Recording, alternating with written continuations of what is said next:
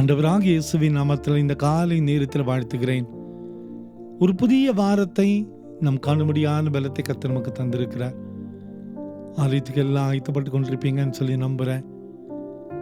இந்த புதிய ஆண்டிலே கிட்டத்தட்ட 19 நாட்கள் அழகாக நம்மை நடத்தி கொண்டு வந்து விட்டார்.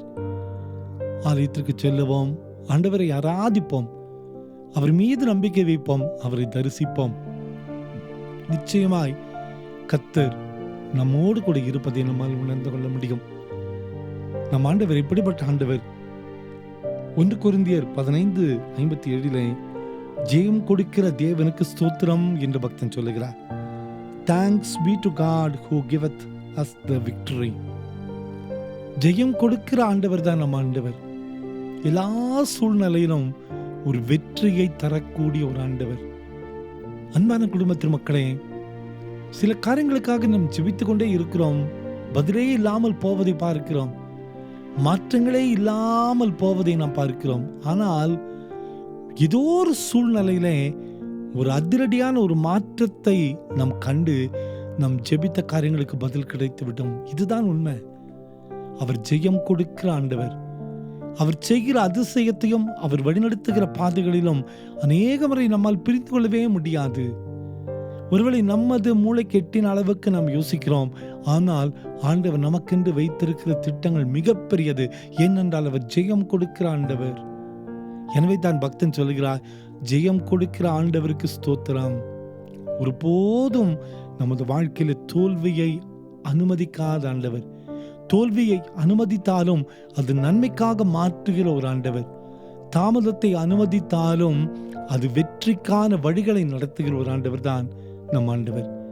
அன்பான குடும்பத்தின் மக்களே, நம் ஆண்டவர் ஜெயம் கொடுக்கிற ஆண்டவர்.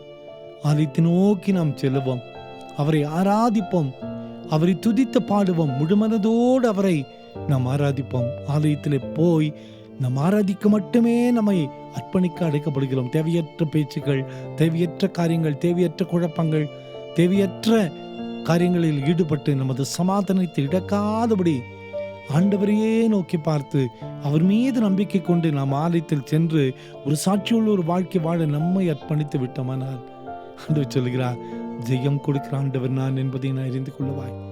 இதுதான் ஆண்டவர் நம் மீது வைத்திருக்கிற நம்பிக்கை. இந்த நம்பிக்கையோடு ஆலயத்தில் செல்லுவோம், ஆராதிப்போம், ஆண்டவரையே நோக்கி பார்ப்போம், அவருக்காகவே வாழுவோம். கர்த்தர் நம்மை சுமந்து கொண்டு எல்லா தடைகளையும் நீக்கி அற்புதங்களை செய்வார். ஜெபிப்போமா? அன்பின் ஆண்டவரே, நீர் எங்களுக்கு தந்த இந்த பரிசுத்தமான இந்த கால விளக்க நன்றி கர்த்தாவே. ஆலயத்துக்கு என்று ஆயத்தப்பட்டு கொண்டிருக்கிற ஒவ்வொருவருக்கா ஜெபிக்கிறோம். நீர் ஜெயம் கொடுக்கிற ஆண்டவரப்பா. எங்கள் வாழ்க்கையில நீர் அற்புதங்களை செய்ய போகிற கிருபைக்காக உமக்கு நன்றி. இந்த செய்தி கேட்டுக்கொண்டிருக்கிற ஒவ்வொருவரையும் நீர் அழகாக உருவாக்க வேண்டுமா கெஞ்சுறோம். இந்த நாள் சமாதானத்தின் நாளாக, உம்மை தரிசித்து ஆராதிக்கிற நாளாக மாற்றித்தாரும், வழிநடத்தும். இயேசுவின் மூலம் ஜெபங்களும் எங்கள் நல்ல பிதாவே. ஆமேன், ஆமேன், ஆமேன்.